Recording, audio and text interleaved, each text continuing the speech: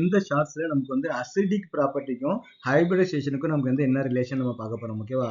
நம்ம இப்போ வந்து பார்த்தீங்கன்னா ஆர்கானிக் காம்பவுண்டை பற்றி நம்ம வந்து டிஸ்கஸ் பண்ணிட்டு இருக்கிறோம். அப்போ ஆர்கானிக் காம்பவுண்டை பொறுத்த வரைக்கும் பார்த்தீங்கன்னா கார்பன்ல 3 டைப் ஆஃப் வந்து ஹைபிரிடைசேஷன் வந்து நமக்கு வந்து பாசிபிள்.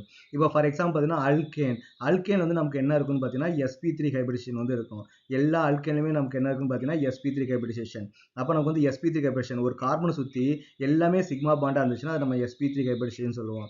அப்போ கார்பன் வந்து பார்த்தீங்கன்னா டபுள் பாண்ட் இருந்துச்சு அப்படின்னா இது நம்ம என்ன பண்ணுவோம்னா sp2 ஹைபிரிடைஸ்ட் ஆர்பிட்டால் நம்ம வந்து சொல்லுவோம். ஓகேவா?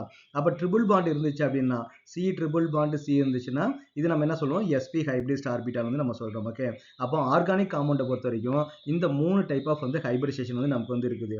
இப்போ இந்த ஹைபிரிடைசேஷனுக்கும் நமக்கு வந்து அசிடிக் ப்ராப்பர்ட்டிக்கு நமக்கு வந்து ரிலேஷன்ஷிப் வந்து இருக்குது. அதாவது பார்த்தீங்கன்னா sp ஹைபிரிடைசேஷன் வந்து பார்த்தீங்கன்னா நமக்கு வந்து மோர் அசிடிக்காக வந்து இருக்கும். இது வந்து பார்த்தீங்கன்னா இருக்கிறே வந்து பார்த்தீங்கன்னா மோர் அசிடிக்காக வந்து இருக்கும். ஓகே, மோர் அசிடிக் ப்ராப்பர்ட்டி வந்து நமக்கு வந்து இருக்கும். இதே sp3க்கு வந்து பார்த்தீங்கன்னா லெஸ் அசிடிக் வந்து இருக்கும். ஓகேவா? ஓகே, லெஸ் அசிடிக் ப்ராப்பர்ட்டி வந்து நமக்கு வந்து இருக்கும். இதுக்கு ரீசன் என்ன அப்படின்னு வந்து பார்த்தீங்கன்னா எஸ் கேரக்டர். அப்போ நமக்கு என்ன கொடுத்துருக்காங்க இங்கே நமக்கு வந்து ஒரு sp3 sp-ல வந்து பார்த்தீங்கன்னா எஸ் கேரக்டர் வந்து நமக்கு எவ்வளோ இருக்குன்னு பார்த்தீங்கன்னா 50% வந்து இருக்கும். ஓகே, எஸ் ஆர்பிட்டாலோட கேரக்டர் நமக்கு எவ்வளோ இருக்குன்னு பார்த்தீங்கன்னா 50% வந்து நமக்கு வந்து இருக்கும்.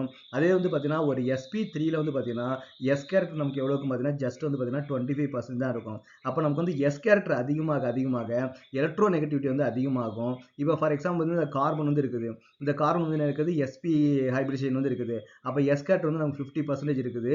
அப்போ எஸ் கேரக்டர் வந்து அதிகமாக அந்த கார்பனுக்கு வந்து பார்த்தீங்கன்னா எலக்ட்ரோ நெகட்டிவிட்டி வந்து அதிகமாகும். அப்போ எலக்ட்ரோ நெகட்டிவிட்டி அதிகமானா என்ன ஆகும்? அது எலக்ட்ரான்ஸ் வந்து பக்கத்தில் வந்து அட்டாக் பண்ணும். ஹைட்ரஜனோட எலக்ட்ரான்ஸ் வந்து அது எடுத்துக்கிட்டு H+ நமக்கு வந்து வெளியில கொடுக்கும். அப்போ H+ வெளியே கொடுத்தா நம்ம என்ன சொல்லுவோம்? அது வந்து அசிடிக்னு சொல்லுவோம். ஓகேவா?